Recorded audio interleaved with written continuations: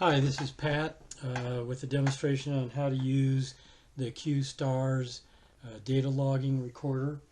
So after you collect your data, the trick is to remember to turn it on when you started the day and remember to turn it off when you're leaving the site, otherwise it'll record you all the way going home. So right now I have one of the data loggers and I'm going to plug it into the computer. You have to both plug it in and turn it on. And I don't know if you heard that dink, but that's a little let you know that it's connected. Then you go to this button called Read from Device, and you can just click OK right away. It'll start downloading the data. It'll take a lot longer. If you have a lot of data, it's kind of a slow download. This just has a few items from my house taken yesterday and today. You don't have to download everything. You could download just today's item or that day's item so that you can keep those files separate, or you can combine them however you want to play it. And notice that it says QS4. So each different device will either be a QS1, QS2, QS3, QS4. It'll have a date stamp on it and give you some idea of the total distance. So that's very handy. So I'm going to click OK, picking only this one. And here's all the actual data. Notice that under, just out of curiosity, we're under valid. SPS will eventually change to DGPS.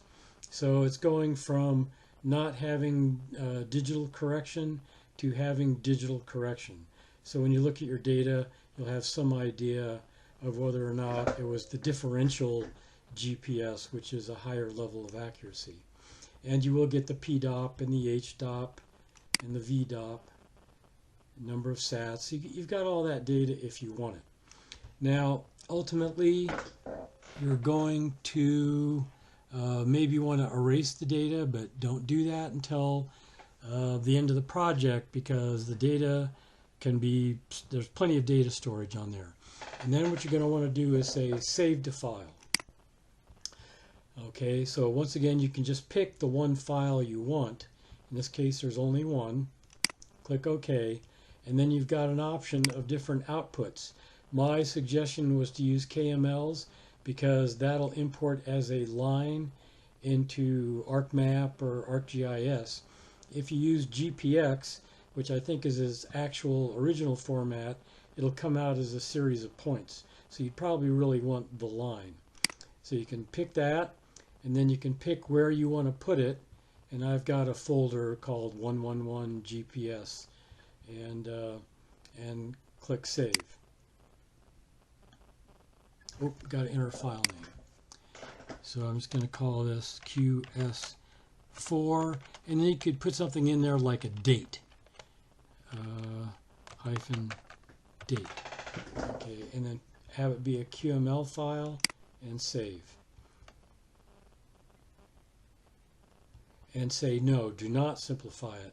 Right now it's recording data at about 1 meter. It might change it into 10 meter, and that would make the line very zigzaggy. So leave it at the unreduced, unsimplified format.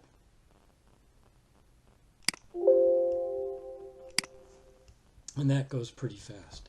So that pretty much is a brief, and this actual program, QStarz Data Viewer version 3.02, I'll send or put a link up to actually download that file.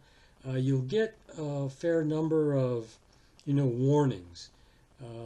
So you might want to check with your, and this will only run on a computer, I think. Yes, only on a computer.